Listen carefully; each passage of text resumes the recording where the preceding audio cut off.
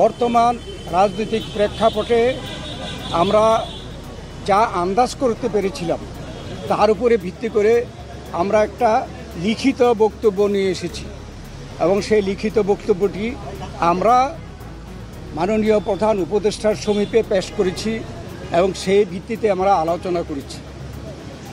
তার একটি সারাংশ আমি আপনাদের সামনে তুলে ধরতে চাই।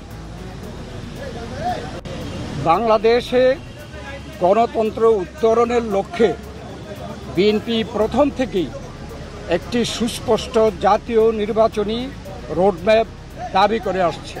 আপনারা জানেন যে আমরা এটা প্রকাশ্যভাবে দাবি করে আসছি। সুষ্ঠু, নিরপেক্ষ ও অবাধ নির্বাচন অনুষ্ঠানের উদ্দেশ্যে সরকারের নিরপেক্ষতা বজায় রাখার স্বার্থে বিতর্কিত উপদেষ্টাদের বাদ দিয়ে উপদেষ্টা পরিষদ পুনর্গঠনের জন্য আমরা দাবি জানিয়েছি। বিএনপির প্রতিটি নেতা কর্মী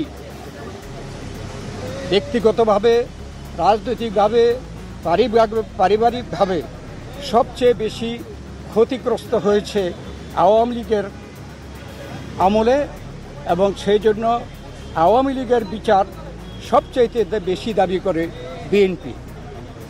এই বিচার প্রক্রিয়া কোনোভাবে অসম্পূর্ণ থাকলে বিএনপি সরকারে দায়িত্বে যখন যাবে তখন বিচারের আওতায় এনে তা বিচার বিভাগের মাধ্যমে, স্বাধীন বিচার বিভাগের মাধ্যমে পরিপূর্ণভাবে সম্পন্ন করা হবে।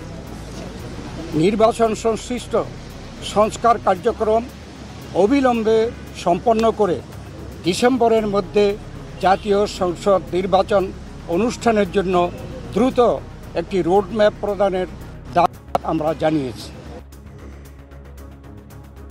বিশেষ করে যে অন্তর্বর্তীকালীন সরকারের মূল দায়িত্ব হচ্ছে একটি সুষ্ঠু, নিরপেক্ষ নির্বাচনের মাধ্যমে বাংলাদেশকে গণতন্ত্রে উত্তরণের প্রক্রিয়া দ্রুত সম্পন্ন করা হবে।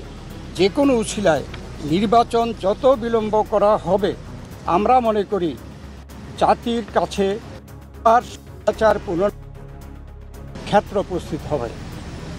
এর দায় দায়িত্ব বর্তমান সরকার ও তাদের সাথে সংশ্লিষ্টদের উপরে বর্তাবে।